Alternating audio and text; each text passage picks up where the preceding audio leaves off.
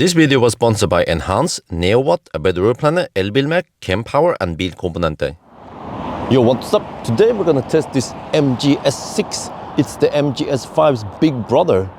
But you see, the MGS5 is only rear-wheel drive, but this is all-wheel drive. And it's 77 kilowatt-hour battery, so I think Norwegians want this car. Yeah. So it's actually, compared to the D-Pel S05, that is a smaller car, also slightly less expensive. This is around 480k, but then you get all the goodies: the space, the all-wheel drive, the big battery, not so flat charging curve like the MG4, but still 144 kilowatts. We have good space here in the back, glass roof in the front, the MG interior as you know it.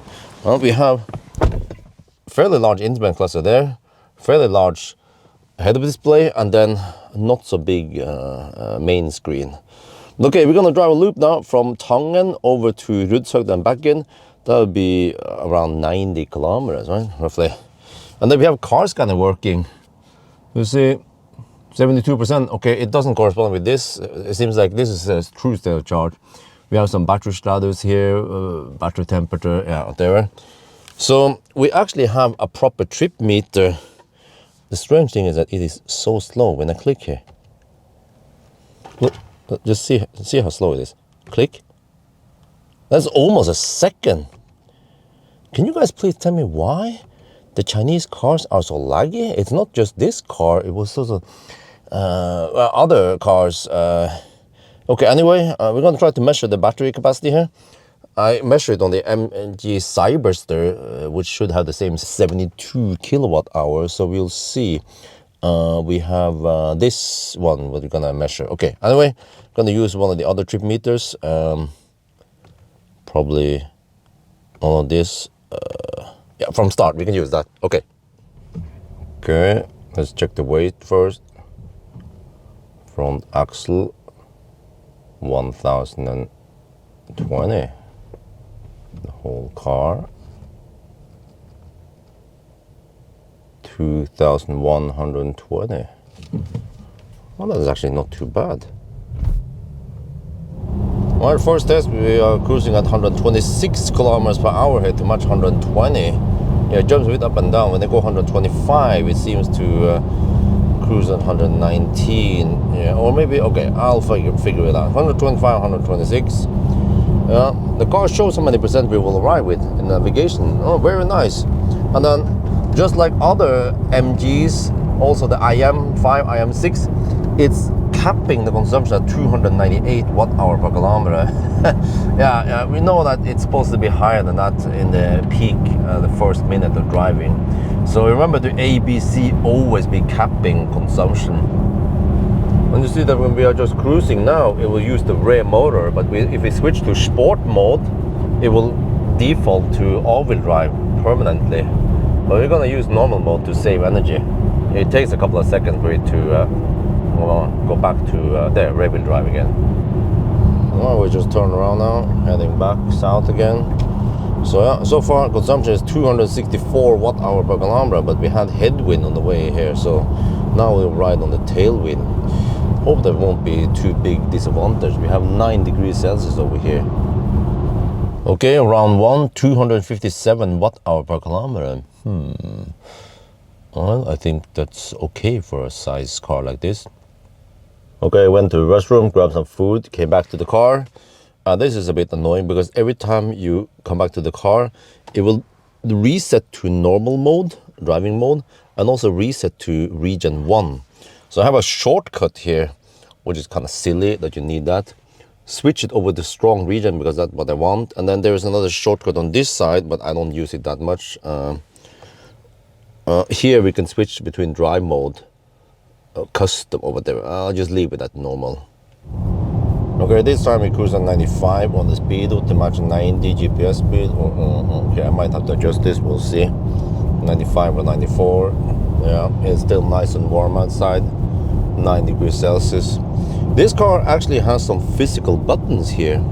We have the defroster front and rear, and fan speed, and also HVAC controls. You can turn it on and off or change temperature. So I mean, nice. Some people prefer physical buttons, but I prefer a slightly larger screen, and we can just have it on the bottom here. Because here you see that there are no controls for HVAC on the bottom. It's not needed since we have these buttons. Okay, let's test the sound system.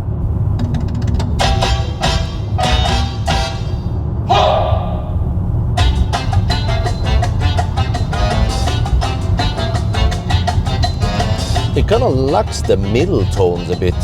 There is some bass here, that's good.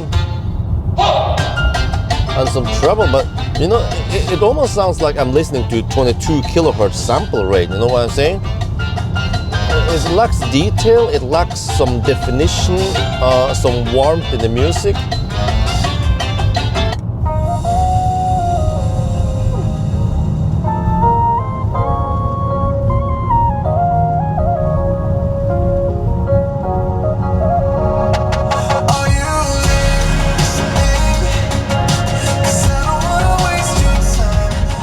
Okay, sounds like there's a subwoofer here, but it doesn't have the deepest bass.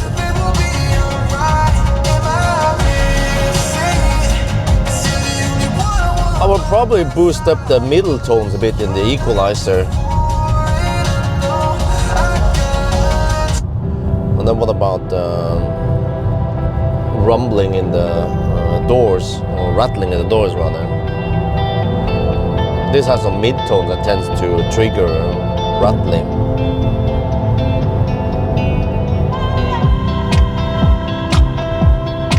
Well, no rattling there, great.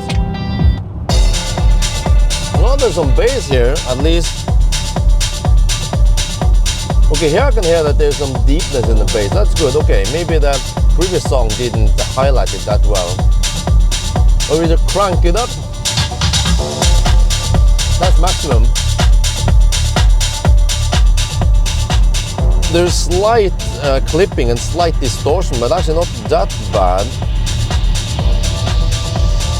So, I mean, overall, it sounds okay. Yeah, it's better than some of the not so expensive MGs. But if I give it points, I'm not sure, maybe somewhere between a 5 and a 6. It doesn't give me that ooh when I listen to it, you know. Man, the MG Pilot here. Look here, look at the representation on the screen here. It hugs way too much to the left. I'm gonna rename it from MG Pilot to MG Kamikaze. Also, if you tend to be on the left lane here, overtaking some cars, right? Then they also tend to go way too far to the left, to the point where it's like, okay, now it doesn't do it when I demonstrate, but okay, let's go back here. But it happens only on the left curves, hugs way too much. It's way too much for my comfort. Wow, this time we consume only 176 watt-hour per kilometer. Not too bad. I think this is actually better than the D-Pal S05, which is smaller. Huh? Now we're heading back to Yes Home, and I'm gonna drive the battery low. We are 20% now. It seems like, based on the trip so far, that we have around 77 kilowatt-hour net capacity. Oh, that's a lot more than the 72 I measured on the Cyberster. Okay, we are done with the test.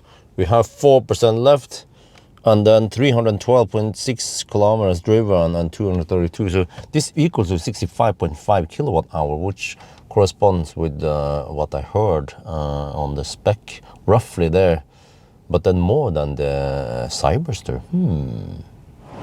Well, we're now charging at Ioniq, Dal. The car actually looks big. It has a big butt.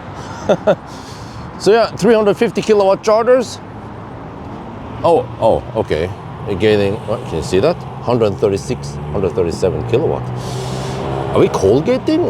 No, I think this is the maximum speed for this car, unfortunately. So we see the charging here, how long it's gonna take to finish to 100%. 138 kilowatt. Here, same, 138. We don't see any volts and amps here.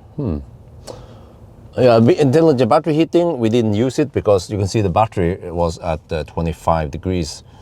roughly when we arrive. So you know, these batteries, they only need to be around 20 degrees, I think, to receive full speed. So based on test today, we can go 424 kilometers. I mean, that's okay, yeah. It's not summer yet, so maybe during summer it's gonna be closer to 500 kilometers. But yeah, because, okay, it doesn't have the biggest battery, 75 kilowatt hour, roughly in par with the competitors. So it seems like this car is not that efficient, thirsty-ish. But again, we are not in summer, so I don't know exactly how it's gonna be then. But overall though, it's okay, yeah. Nice car. Feel like the software, not super annoying, yeah. Auto steer though is kind of nervous, but also not the worst I've seen. So overall, again, nice car, good seats, stereo, meh. So I guess now you have a good spacious MG if you want it. That's gonna be for now. I hope you guys enjoyed this video. As always, thank you for watching and talk to you later.